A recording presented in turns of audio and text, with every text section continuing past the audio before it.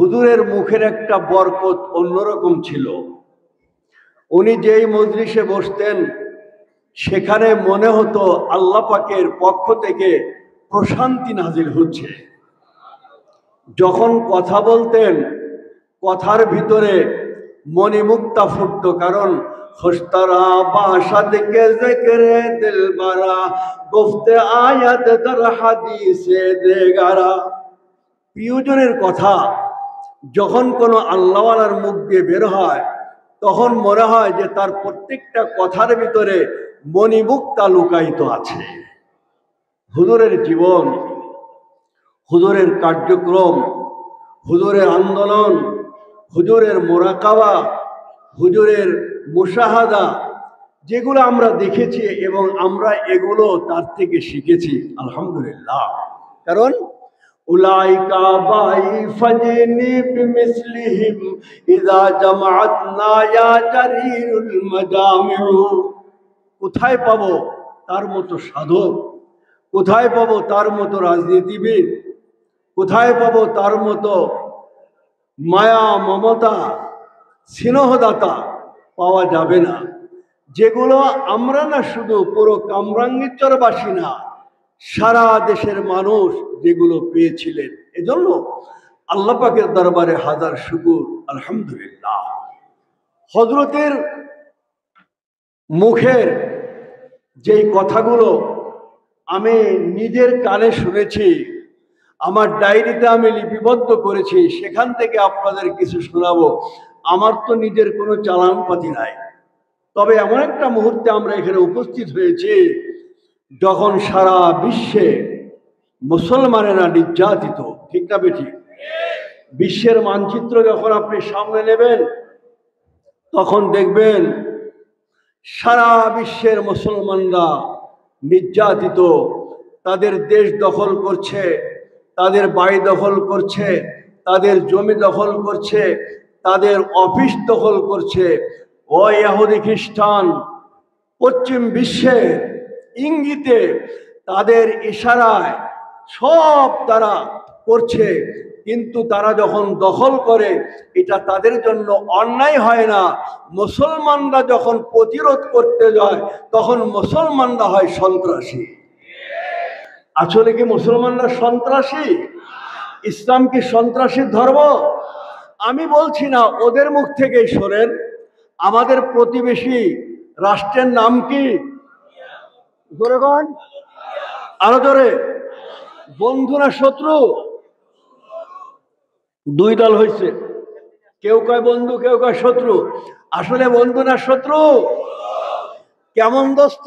আয় দোস্ত আগার যা তলবি যাবা তো বখশম, আয় দোস্ত আগার জর তলবি সোহন্দরি নাথ। কয় বন্ধু, জীবন চেলে জীবন দিব, কিন্তু পানি চাইলে এক ফোঁটা পানিও। ভারতের একজন পণ্ডিত ডাক্তার সিদ্ধান্ত শঙ্কর রায়, নাম কি বললাম? সিদ্ধান্ত শঙ্কর রায়। উনি ছিলেন দেশবন্ধু চিত্তরঞ্জন দাসের মেয়ের ঘরের নাতি।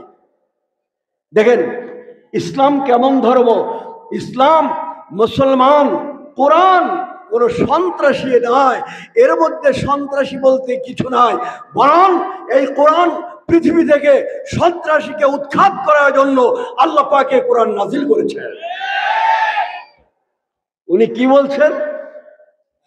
উনি কলকাতা এক সেমিনারে বক্তব্য রাখতে গিয়ে বলেছিলেন যে আমি তাওরাত পড়েছি, জবুর পড়েছি, ইনজিল পড়েছি, কোরআন পড়েছি, কোরআন নিয়ে গবেষণা করেছি, অনেক মহামানব নিয়ে আমি গবেষণা করেছি। আমি ডক্টর, কিন্তু আমার দৃষ্টিতে আমি বলতে বাধ্য হচ্ছি যে পৃথিবীতে যত ধর্ম এসেছে সমস্ত ধর্মগ্রন্থের থেকে কোরআন হচ্ছে সর্বশ্রেষ্ঠ ধর্মগ্রন্থ। এর মতো কিতাব আসে নাই, আর আসবেও না। পৃথিবীতে যত মহামানব আসছেন, যত পণ্ডিত আসছেন, তার মধ্যে সর্বোচ্চ সর্বোত্তম মহামানব হলেন মুহাম্মদুর রাসূলুল্লাহ। তার মতো মহামানব আসে নাই, আর আসবেও না। কোরআন সবকিছু দিয়েছে। উনি বলেন, যখন আমি পড়লাম আহমিদু পরিবেদা মৃত্যস্য জাগ্রহ অহং সূর্য এবাদনি উপনরং নস্তমাসি সুক্তেন বৎস বৎসবায়ন চরদদিন গির নরিষ্যম কদচন। চিৎকার করে বলেন আল্লাহু আকবার। উনি বলেন, যখন আমি এটা পড়লাম, এই শ্লোকটা যখন আমি পড়লাম যে আহমেদু পরিমেদা মৃত্যস্য জাগ্রহ অহং সূর্য এবাজনী, আহমদ তার প্রভুর পক্ষ থেকে এমন একটা ধর্মগ্রন্থ এনেছেন যেই ধর্মগ্রন্থটা অন্ধকারাচ্ছন্ন পৃথিবীকে আলোকময় পৃথিবীতে পরিণত করে দিয়েছে। কি বলেন? কোরআন কি সন্ত্রাসী গ্রন্থ? ইসলাম কি সন্ত্রাস শিক্ষা দেয়? মুহাম্মদুর রাসূলুল্লাহর মতো মানুষ আসে না, আর আসবে না। আমি আপনি কে? দুনিয়ার বুকে আল্লাহর যত মখলুকাত আসমান জমি আছে, তার মধ্যে আজ সর্বশ্রেষ্ঠ তো মানব আছেই, কিন্তু এমন এক মখলুকাত আছে যারা কোনোদিন পাপ করে না। তারা কি জানেন? তারা হ্যাঁ, তার নাম কি? যারা পাপ করে না, ফেরেশতা। তারা কি? ফেরেশতা, নূরের তৈরি। আল্লাহ বলেন, লা ইয়াসুনাল্লাহা মা আমারাহুম ওয়া ইয়াফআলুনা মা ইউমারুন। আল্লাহ বলেন যে তারা কোনো পাপ করে না।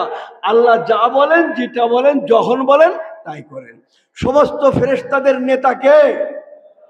জিবরাইল আলাইহিস সালাম। কে? উনি কি বলেন? ফেরেশতার কথা সত্য না মিথ্যা? আর আমাগো কথা সকালে সত্য, বিকালে মিথ্যা। আর নেতাগো কথা তো মিথ্যে একটু বেশি হয়, ঠিক না বেটি? তবে কামরাঙ্গীরচরের নেতাদের কথা মিথ্যা হয় না, হয় নাকি? সকালে একটা, বিকেলে একটা। তো ফেরেশতাদের নেতা উনি কি বলেন? জিবরাইল আলাইহিস সালাম বলেন, ভালো করে শোনেন, কাল্লাবতু মাশারিকাল আরদি ওয়া মাগারিবাহা, قلبت مشارق الأرض ومغاربها ما رأيت أحسن وأجمل وأشرف وأنصب وأجود من محمد। হযরত জিবরিল বলেন, পৃথিবীর দক্ষিণ মেরু থেকে উত্তর মেরু পর্যন্ত, পশ্চিম থেকে পূর্ব পর্যন্ত আমি ভ্রমণ করেছি, আমি সব কিছু দেখেছি, কিন্তু মা রাআইতু আহসানা ওয়া আজমালা ওয়া আনসাবা ওয়া আশরাফা ওয়া আ'বাদা ওয়া আজওয়াদা মিন মুহাম্মদ। মুহাম্মাদের মতো এমন মহামানব পৃথিবী আমি কাউকে দেখি নাই, আর কাউকে পাই নাই। মুহাম্মাদের মতো মহামানব পৃথিবীর বুকে কাউকে তালাশ করে পাই নাই। জিবরাইল বলছেন, সেই মহামানব, তার ধর্ম, সেই ইসলাম কোন সন্ত্রাসী শিক্ষা দেয় না। কিন্তু আমাদের দেশের একদল যারা এই দেশের শত্রু, ইসলামের শত্রু, কোরআনের শত্রু, স্বাধীনতার শত্রু, মুসলমানদের শত্রু, তারা এখানে বসে বসে ইহুদি খ্রিস্টানদের দালালি করছে। এগুলোকে উৎখাত করার জন্য, খাঁটি মানুষ বানানোর জন্য, সঠিক ইসলামের উপর সঠিকভাবে পরিচালনা করার জন্য হযরত হাফিজ রহমাতুল্লাহ আলাইহি 81 নির্বাচনে একটা ডাক দিয়েছিলেন, ঠিক না বেটি? কি ডাক? অতুবু ইলাল্লাহি জামিআন আইয়ুহাল মুমিনুন লাআল্লাকুম তুফলিহুন। হুজুর ডাক দিয়েছিলেন, হে মুসলমানরা, তুবু ইলাল্লাহি জামিআ, তোমরা তওবা করো। তওবা কি? তওবা হলো এমন কাজ করবো না কিন্তু ফাঁকপানি ছাড়বো না, এর নাম তওবা নাকি? যে গুনাহ তার তওবা ঠিক, তার ব্যতিক্রম কিছু করে আপনি যদি কারো মাল খান, তাহলে আপনাকে আস্তাগফিরুল্লাহ রাব্বি মিন কুল্লি যামবি এইটা বললে হবে না, তার মাল তাকে ফেরত দিতে হবে, এইটাই তওবা। নামাজ পড়েন নাই, আল্লাহর কাছে হাত তুলে দোয়া করবেন আর কানবেন, এইটাই তওবা। আপনি ভোট দিয়েছেন অযোগ্য পাত্রে, অযোগ্য পাত্রে ভোট দিয়েছেন, আপনি যোগ্য পাত্রে ভোট দিয়া তওবা করে নেবেন, এটার নাম তওবা। এজন্য 81 নির্বাচনে ডাক দিলেন, দলমত নির্বিশেষে সকলকে বললেন নেক হও এক হও, নেক হও এক হও, নেক হও না, নেক হও এক হও। আগে নেক হও, নেক না হইলে এক হওয়া যাবে না। আজকাল ঐক্যের জন্য আমরা কত চেষ্টা করছি, ওই ঐক্য তো এখনো চূড়ান্ত ভাবে হয় নাই। হযরত হাফিজ হুজুর রহমাতুল্লাহ আলাইহি ঐক্যের জন্য, আলেম ওলামাদেরকে একত্রিত করার জন্য কত চেষ্টা করেছেন, কিন্তু হয় নাই। দুঃখজনক হলেও সত্য। এজন্য আমাদেরকে বুঝতে হবে, আজ দুনিয়াতে বিভিন্ন দল, আমি আগেই বলেছি মার খাচ্ছি, আফগানিস্তানে মার খেলাম, কাশ্মীরে খেলাম, এরপরে ফিলিস্তিনের অবস্থা দেখেন, লেবাননের অবস্থা দেখেন। কিন্তু মুসলমান তো মার খাওয়া জাতি না, মুসলমান তাদের অভিভাবক কে? জোরে বলেন কে? আল্লাহু ওয়ালিয়ুল্লাযীনা আমানু ইউখরিজুহুম মিনাজ-যুলুমাতি ইলান-নূর। মুসলমানদের অভিভাবক আল্লাহ। মুসলমান তো মার খাওয়ার কথা না। ইকবাল বলেছেন, জিন্দা है मशरिक़ तेरी गुफ्तार से, उम्मतें मरती है किस आज़ार से। আরে মুসলমান তো এমন জাতি যাদের নারায়ে তাকবীর আল্লাহু আকবার বলার কারণে বেদিনরা ময়দান থেকে তারা পলায়ন করেছে, মুসলমানদের জয়যুক্ত হয়েছে। এমন জাতি আপনি দেখেন নাই? মুসলমানদের অস্ত্র বল, সম্পদের বল, এগুলো মুসলমানদের বল না, শক্তি না। মুসলমানদের শক্তি হলো রুহানি শক্তি। যদি এটা না হইতো, বদরের যুদ্ধে মুসলমানেরা কয়জন ছিল? কত কয়জন ছিল? 313। আর কাফেররা হাজারের অধিক। মুসলমানদের অস্ত্র ছিল না, খাদ্য ছিল না, সৈনিক ছিল না, কিন্তু মুসলমানদের একটা অস্ত্র ছিল, সেটা হলো চোখের পানি। আল্লাহ রাসূল খিমার মধ্যে বসে দোয়া করছেন, কান্নাকাটি করছেন। আল্লাহ বলেন, إذ تستغيثون ربكم فاستجاب لكم أني ممدكم بألف من الملائكة مردفين। হে রাসূল, যখন আপনি আমার দরবারে হাত তুলে দোয়া করতেছিলেন, চোখের পানি ছেড়ে দিয়েছিলেন, রাসূল আমি আপনার চোখের পানির দিকে তাকিয়ে আমি ঘোষণা করলাম, হে রাসূল আপনি চিন্তা করবেন না, আপনার সাহাবারা যেন চিন্তা না করে, আমি আল্লাহ আপনার দোয়া কবুল করলাম। ফাস্তাজাবা লাকুম আন্নী মুমিদ্দুকুম। হে রাসূল, আমি মুসলমানদের সাহায্যের জন্য আমি আল্লাহ 1000 সৈনিক আসমান থেকে পাঠিয়ে দিচ্ছি। 1000 ফেরেশতারা তো মারামারি করে নাই। যারা মারামারি করে নাই তারা কিন্তু কোনোদিন মারামারি বুঝবে না। আপনি কোনোদিন মারামারি করেন নাই, যখন মারামারি লাগবে আপনি দৌড় দিয়ে ময়দান থেকে পলায়ন করবেন। আর যারা মারামারি করার অভ্যস্ত তারা কখনো মারামারি দেখে পলায় না। ফেরেশতারা তো মারামারি করে নাই, কেমনে কি? আল্লাহ রাখতে বলেন, হে রাসূল আপনার সাহাবাদেরকে জানায় দেন, বদরের ময়দানে আপনি কমান্ডার নন, আমি আল্লাহ নিজেই কমান্ডারের দায়িত্ব পালন করব। প্রমাণ, ইয ইউহি রাব্বুকা ইলাল মালাইকাতি আন্নী মাআকুম ফাসাব্বিতুল্লাযীনা আমানু সাউলকি ফী কুলুবিল্লাযীনা কাফারুর রুবা ফাদরিবু ফাওকাল আ'নাকি ওয়াদরিবু মিনহুম কুল্লা বানান। আল্লাহ বলেন, হে ফেরেশতারা, ইন্নী মাআকুম, আমি তোমাদের সাথে আছি, আমি তোমাদের সাথে আছি। যারা মুমিন তাদেরকে তোমরা সাহস দাও, খবরদার ময়দান থেকে তোমরা পলায়ন করবে না, বিজয়ের মালা আল্লাহ পাক তোমাদের গলায় অবশ্য পরিয়ে দেবেন।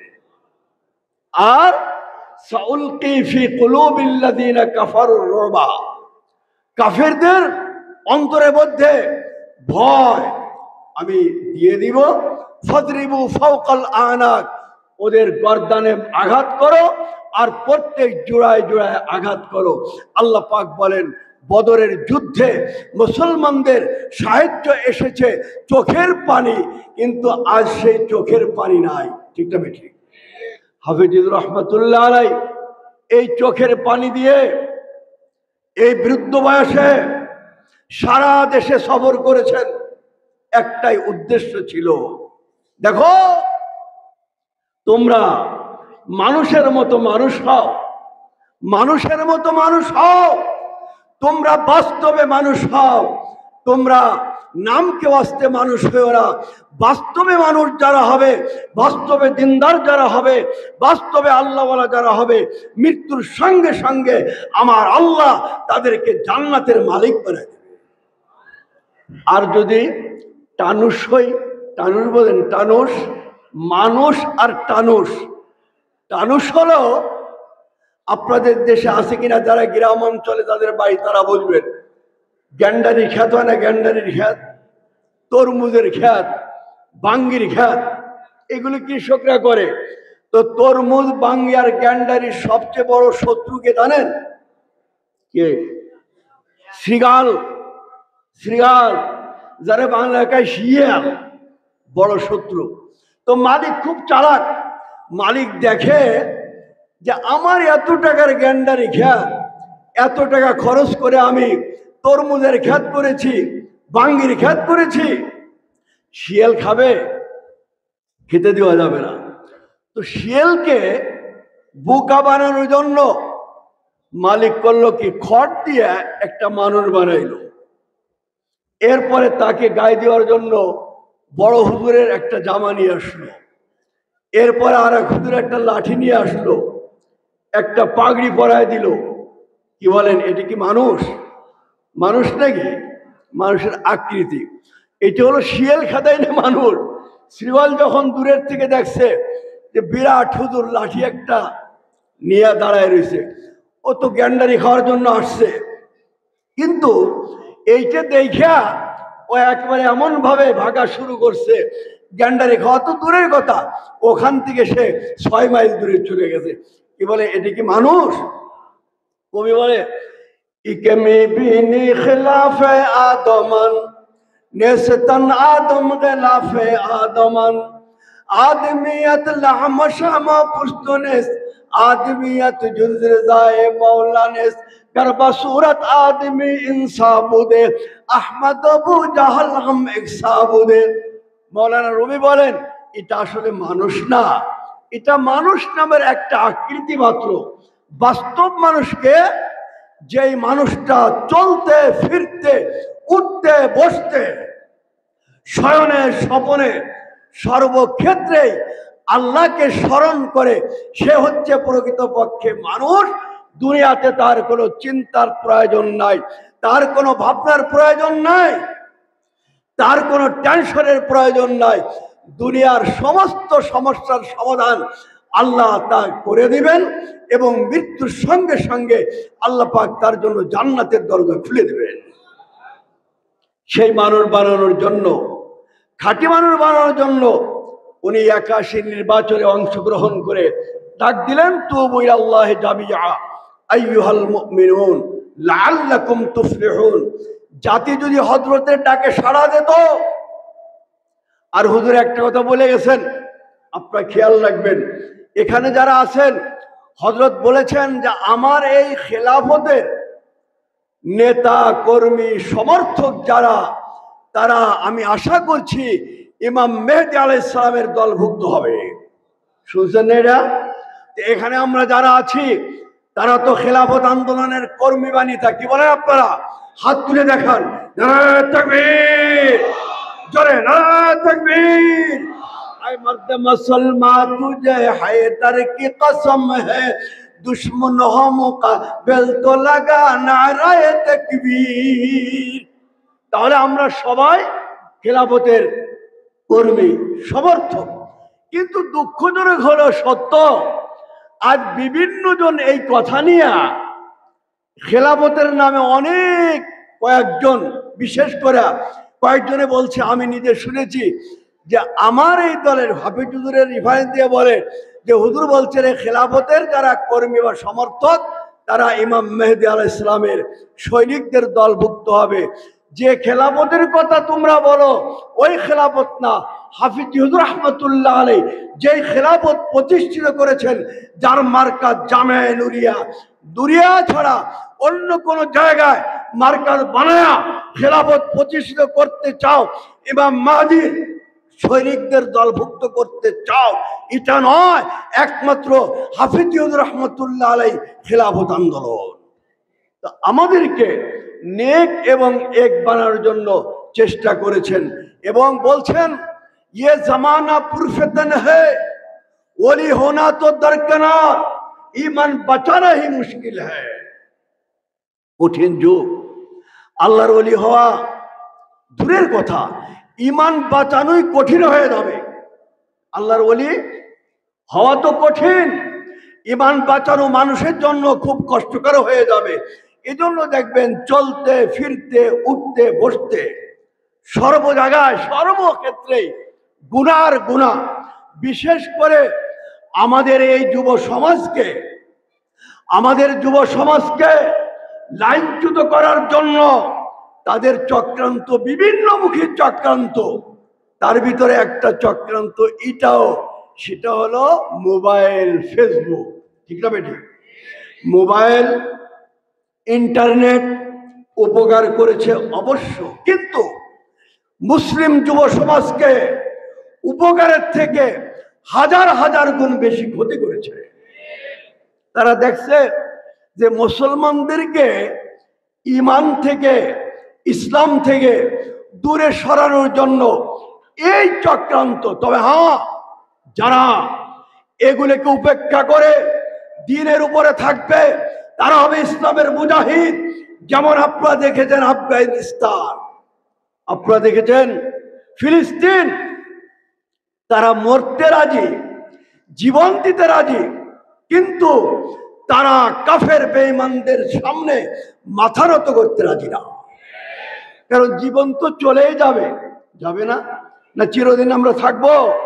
अरे आकिल ना हो गाफिल तुझे दुनिया से जाना है, अरे आकिल ना हो गाफिल तुझे दुनिया से जाना है, एक दिन आखिर एक दिन अपना खुदा को देखना है।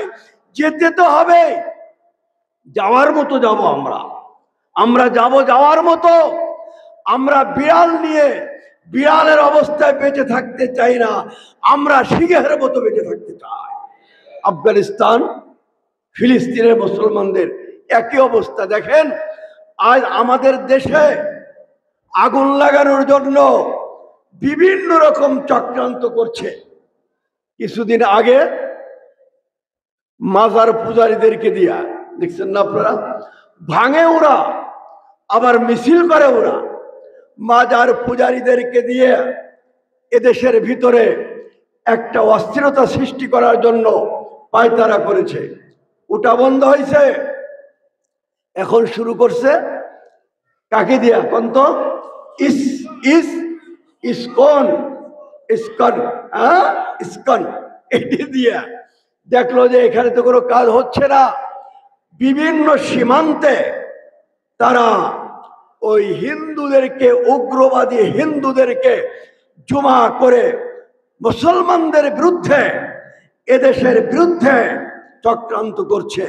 ওরা জানে না এদেশের মুসলমান তারা জীবন দিবে, ইজ্জত দিবে, সম্পদ দিবে, কিন্তু দেশকে কারো হাতে বিক্রি করতে রাজি না।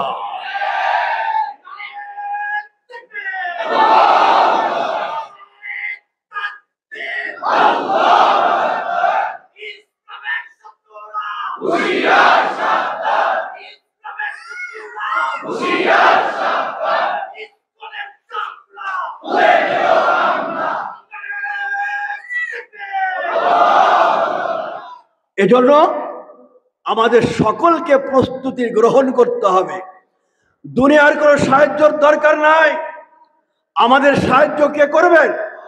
জোরে বলেন, ইল্লা তানসুরুহু ফাকাদ নাসারাহুল্লাহ ইযা খারাজাহুল্লাযীনা কাফারু সানিয়াসনাইন ইয হুমা ফিল গার ইয ইয়াকুলু লিসাহিবিহি লা তাহজান ইন্নাল্লাহা মা'ানা।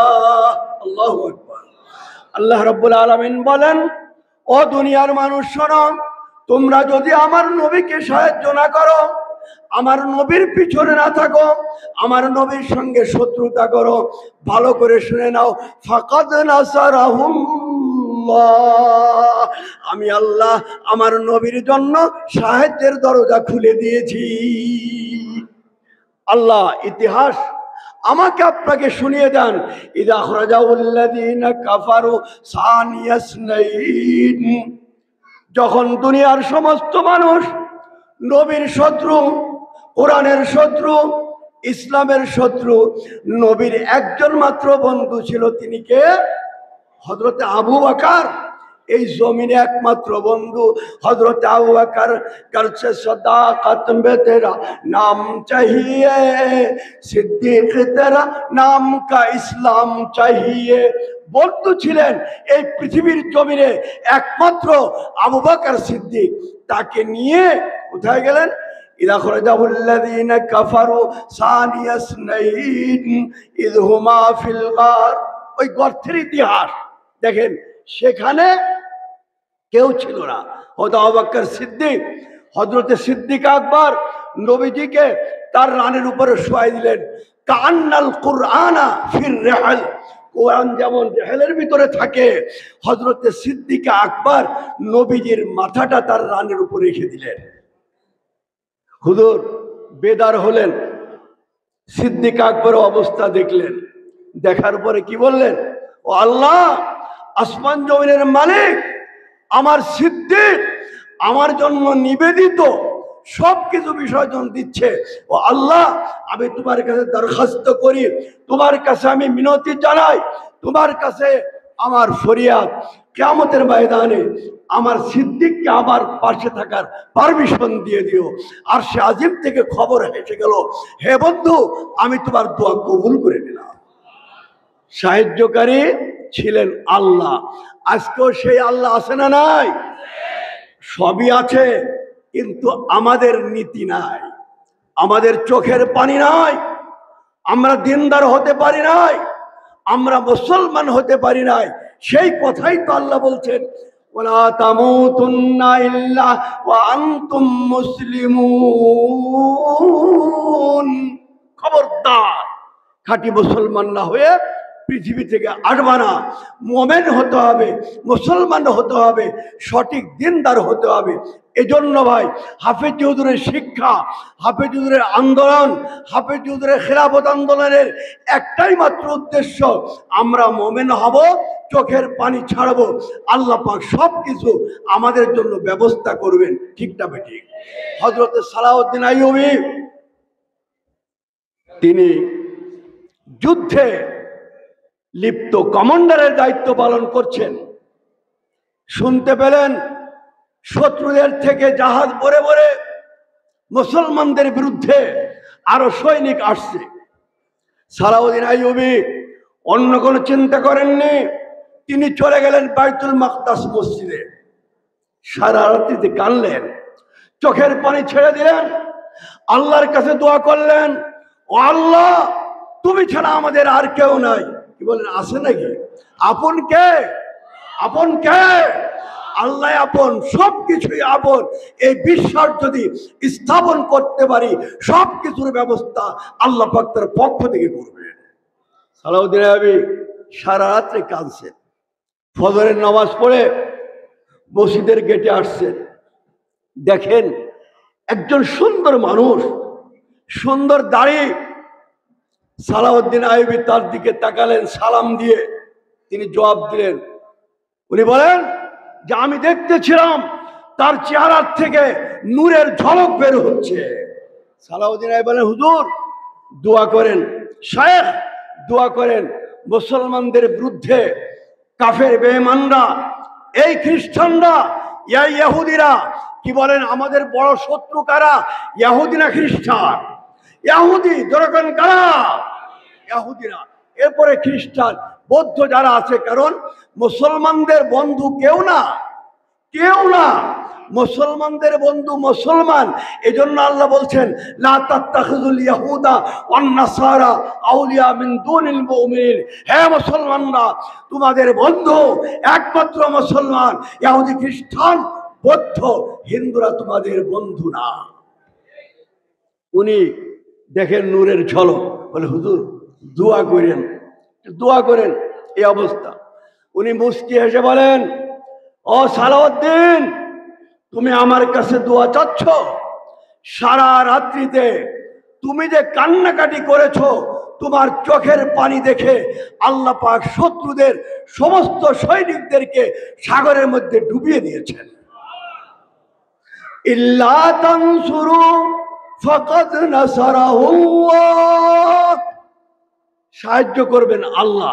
সুতরাং আমরা যদি আল্লাহর সাহায্য পেতে চাই, আর সাহায্য তো লাগবে, এজন্য আমাদেরকে ঐক্যবদ্ধ হতে হবে। খেলাফত আন্দোলনের পতাকা তলে আমরা ঐক্যবদ্ধ হব ইনশাআল্লাহ। এখানে যারা আছেন প্রত্যেকটা লোক আমরা হাফিজি হুজুরের সৈনিক, ঠিক না বেঠি? কে কে সৈনিক না? না হাত তোলেন তো। না, না বলছি। আলহামদুলিল্লাহ, আমরা সবাই হুজুরের সৈনিক। বিশেষ করে যুবক যারা আছো, যুবকদেরকে বলবো, তোমাদের সময় কেবল শুরু, আর এখানে যারা বসা শেষের পথে। তোমাদের আন্দোলন, তোমাদের স্লোগান, তোমাদের কার্যক্রম, তোমাদের দৃষ্টিভঙ্গি, তোমাদের কৃষ্টি কালচার ইমাম হুসাইনের মতো হতে হবে। হুসাইনি কাফেলার মতো যদি তোমরা হতে পারো, ইনশাআল্লাহ এই বাংলার জমিনে তোমাদের মাধ্যমে খেলাফত প্রতিষ্ঠিত হবে। এই জন্য আমাদের কাজ হলো প্রত্যেক ঘরে ঘরে দাওয়াত পৌঁছে দেওয়া, প্রত্যেকটা ঘরে ঘরে দাওয়াত পৌঁছে দেওয়া। আমাদের কর্মী আছে, আমাদের সমর্থক আছে, অনেকে ঘুমিয়ে রয়েছেন, অনেকে চুপচাপ। কেন্দ্রের থেকে ইনশাআল্লাহ আলোচনা হয়েছে। মাওলানা মিয়াজি সাহেবকে আমি বলেছি, মাওলানা সানাউল্লাহ সাহেবকে বলেছি, কয়েকদিন আগে আমাদের উস্তাদ মুহতারাম হযরত মাওলানা শেখ আজিমউদ্দিন সাহেব দামাত বারাকাতুহুল আলিয়া হুজুরকে বলেছি। এরপরে হযরত মাওলানা ইসমাইল বরিশালী দামাত বারাকাতুহুল আলিয়াকে বলেছি, হুজুর আবার আমাদের কাজ শুরু করতে হবে। আমাদের চেষ্টা আস-সাইউ মিন্না ওয়াল ইতমামু মিনাল্লাহ, আমরা করব চেষ্টা, পূরণ করবেন কে? হযরতে ইউসুফ আলাইহিস সালামের ঘটনা জুলাইখা তো আবদ্ধ করেছে, তো উনি তো বসে রাখতে পারতেন যে যখন তালা মারছে আমি বইয়ে থাকি। উনি চিন্তা করলেন কি, কমপক্ষে গেট পর্যন্ত যাওয়ার দায়িত্ব আমার, বাকি খুলে দেওয়ার দায়িত্ব কার? উনি চলে গেছেন, প্রথম গেট আস্তে খুলে গেছে, দ্বিতীয় গেট খুলে গেছে, এভাবে প্রত্যেকটা গেট খুলে গেছে। এজন্য আল্লাহ বলেন, ওয়াল্লাযীনা জাহাদু ফীনা লানাহদিয়ান্নাহুম সুবুলানা, আমার জন্য, আমাকে পাওয়ার জন্য যে চেষ্টা করবে, ও বান্দা তোর চেষ্টা যখন শেষ হয়ে যাবে, তখন আমি আল্লাহ আমার পক্ষ থেকে তোর জন্য সাহায্যের দরজা খুলে যাবে। আল্লাহ সাহায্য পেতে হলে দুইটা জিনিস, একটা ধরতে হবে আর একটা ছাড়তে হবে। কি বললাম? একটা ধরতে হবে আর একটা ছাড়তে হবে। কি?